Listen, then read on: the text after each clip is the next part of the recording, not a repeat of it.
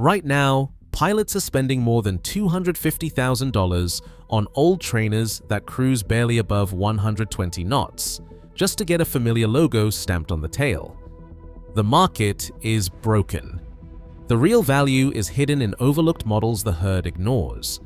These are aircraft delivering bonanza speed, real utility, and even legendary comfort, often for less than half the price.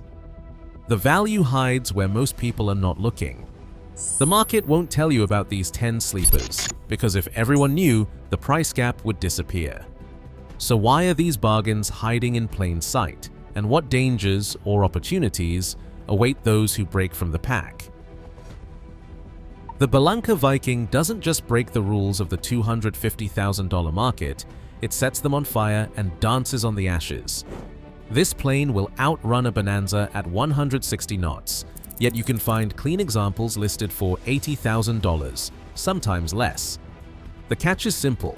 The Viking's wings are made of wood, and that single fact has spooked generations of buyers into looking elsewhere. The market whispers about rot and hidden danger, as if the mere mention of plywood means the wings will dissolve in a rainstorm. The truth is, wood is not a death sentence. It is a material that asks for respect. Every Viking owner and mechanic knows the drill. Annual inspections are not a guessing game.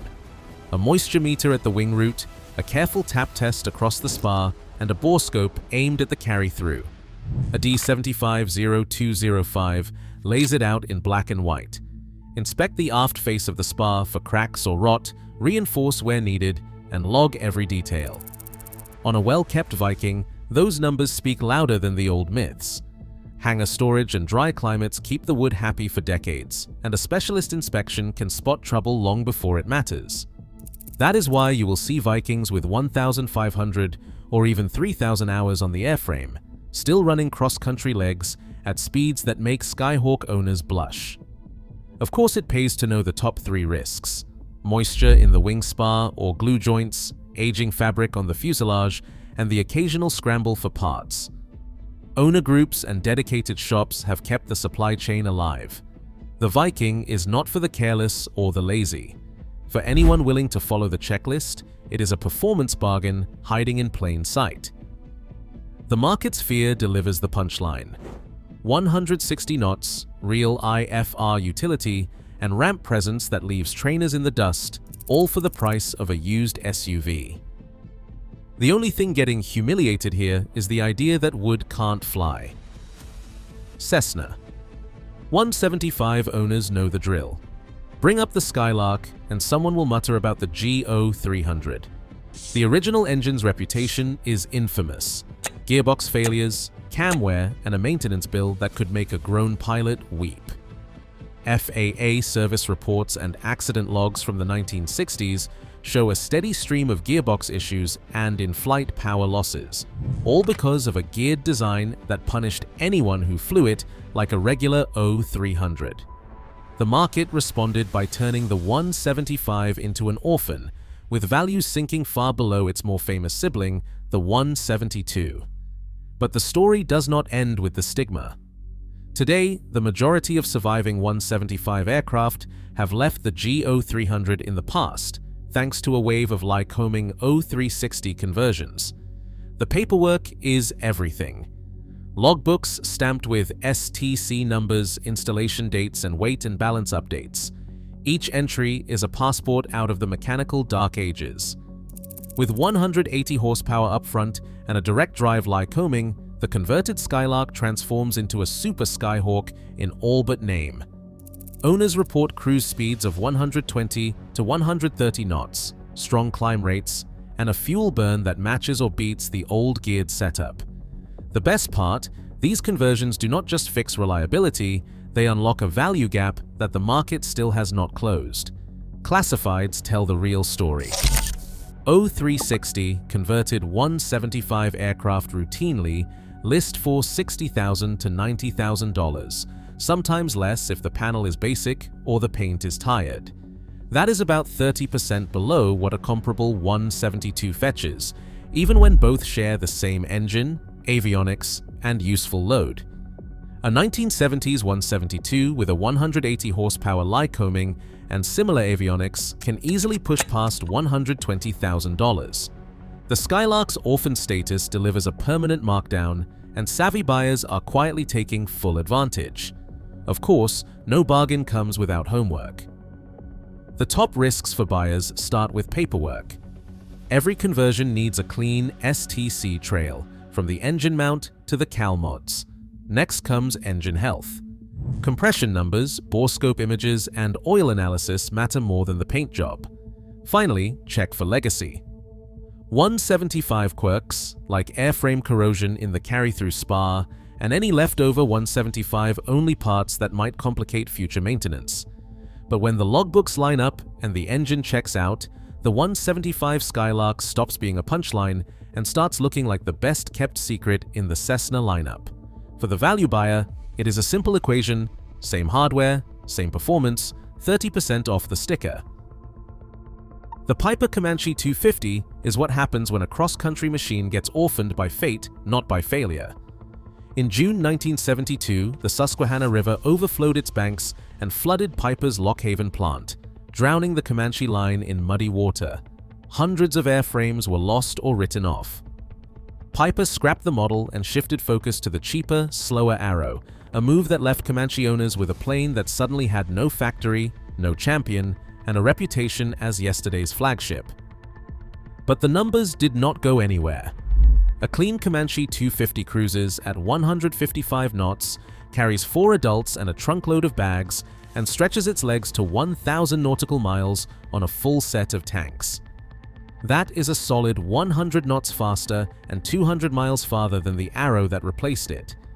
The market, still spooked by the orphan status, routinely lists sharp Comanche 250s for under $120,000, sometimes far less if the paint is faded or the panel is old school. It is a long-leg bargain that laughs at the $250,000 herd. Of course, the gear system is where buyers get nervous. The Comanche's retractable gear is robust, but it demands respect, electric or hydraulic depending on the year, with a track record of gear up landings when rigging or maintenance gets sloppy. The logbook tells the tale. Look for AD compliance on the gear motor and actuators, recent rigging checks, and a clean record of gear swings.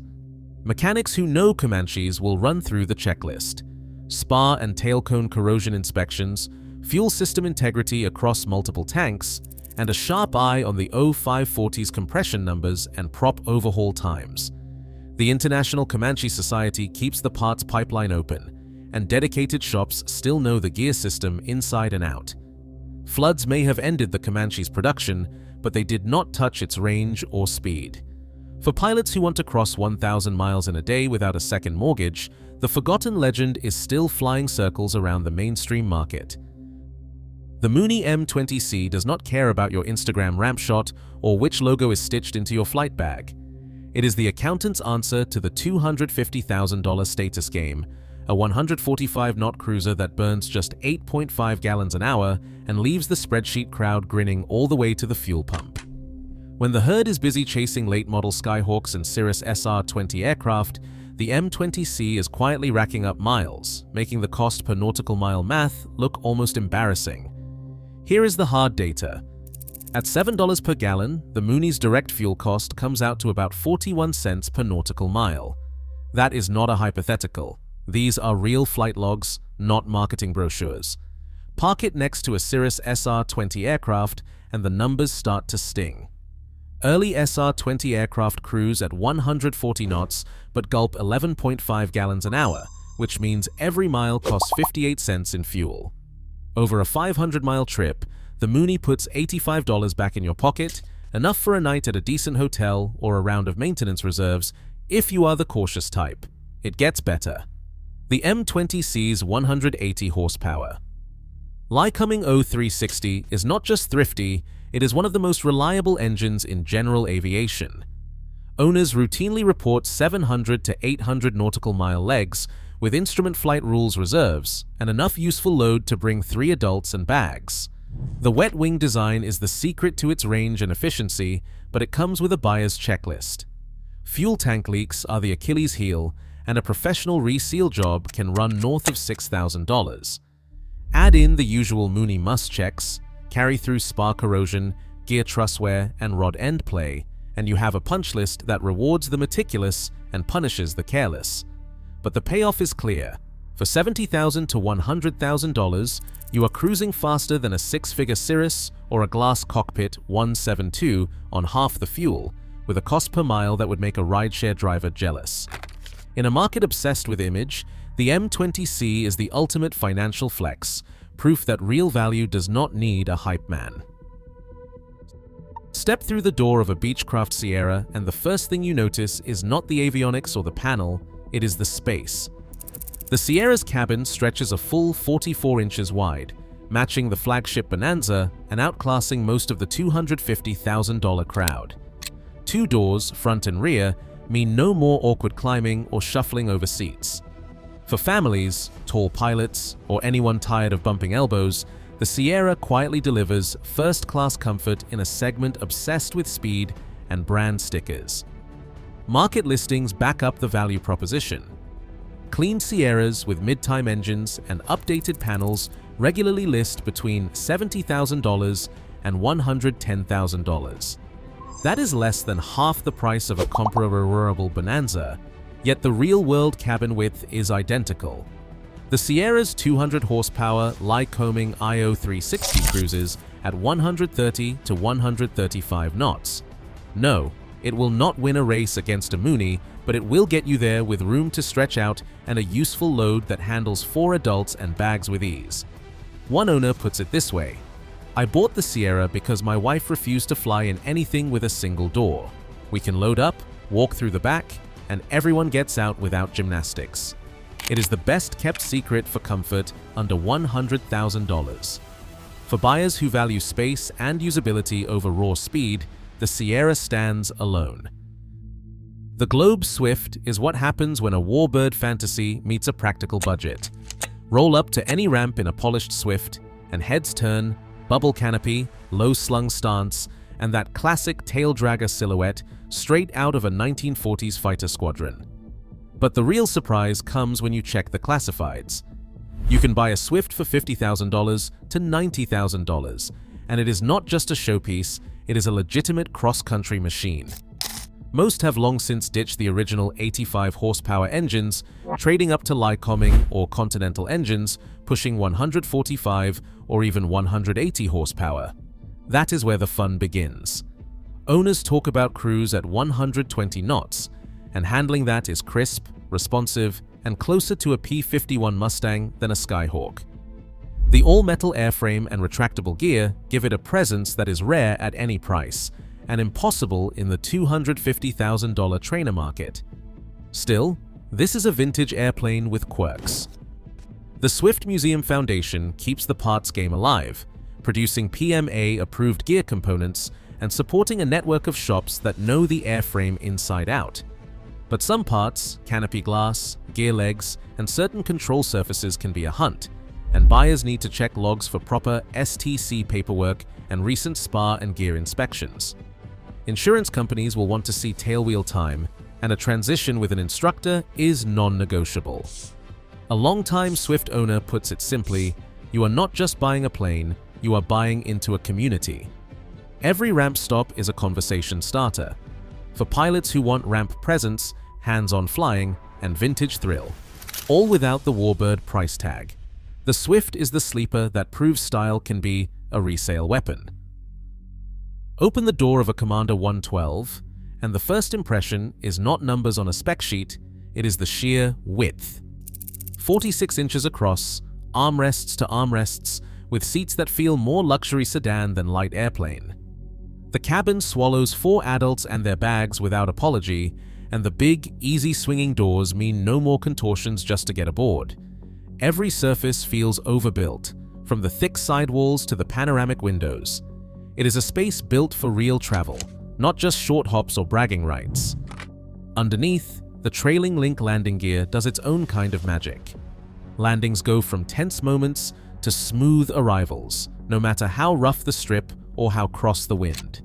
Pilots who have flown the 1 and 12 talk about the gear with the kind of affection usually reserved for favorite tools, a soft touchdown every time, and a stance on the ramp that looks ready for anything.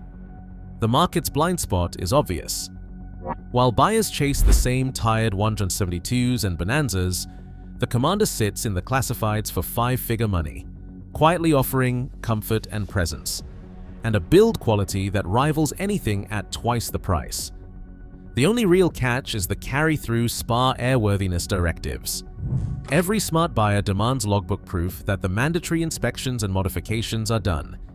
But for those who do their homework, the Commander 112 is the total package, honest comfort, ramp prestige, and a price that shames the $250,000 herd. The Cessna Skymaster stands apart with its centerline thrust design, one engine in front and one in back. Lose either, and the plane keeps tracking straight. No sudden yaw, no VMC surprises. For pilots, that means twin-engine backup without the usual asymmetric risks. But the real test is in the cylinder head temperatures. Mechanics know the rear engine runs hotter, often by 30 to 50 degrees. Up front, cylinders might settle at 360 degrees, while the rear pushes 400 degrees. That gap is not just a number, it is the difference between smooth flying and premature engine wear. The solution is all about details, tight baffle seals, proper cal fit, and a digital engine monitor to catch trends before they become problems. Miss those, and the rear engine quietly suffers, especially on hot climbs. Skymaster owners who stay ahead of cooling airworthiness directives and keep cylinder head temperatures in check report the same thing. They get reliable twin safety, cost similar to a Cessna 182, and none of the handling drama that haunts conventional twins. Practical, not just quirky. The Maule M5 does not win beauty contests, but out where the pavement ends, it is the aircraft that gets called in for real work.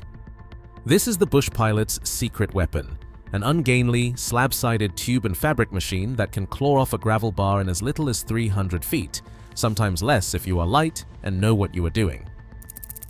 The book numbers for the 235 horsepower M5 are almost hard to believe. 150-foot ground roll, 600 feet to clear a 50-foot obstacle. Even the 180 horsepower version can break ground in 200 feet and clear the trees in under 800 feet. That is not marketing, those are pilots' operating handbook numbers, confirmed by backcountry operators who run these planes hard. Compare that to a Cessna 180, which often needs twice the runway for the same load. Yet the Maule trades hands for half the price.